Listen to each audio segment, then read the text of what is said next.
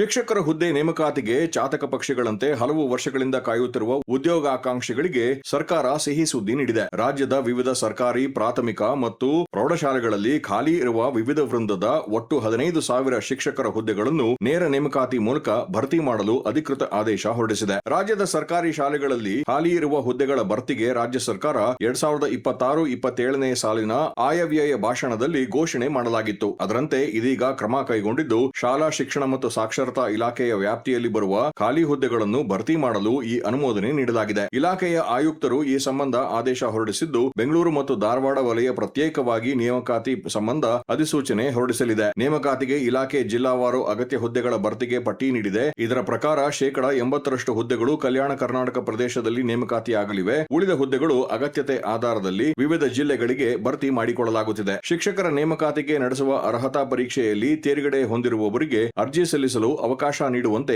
ಆದೇಶದಲ್ಲಿ ಸೂಚಿಸಲಾಗಿದೆ. ಎಲ್ಲಾ ಹುದ್ದೆಗಳ ಭರ್ತಿ ನೇರ ನೇಮಕಾತಿ ಅಡಿಯಲ್ಲಿ ನಡೆಯಲಿವೆ ಎಂದು ತಿಳಿಸಲಾಗಿದೆ.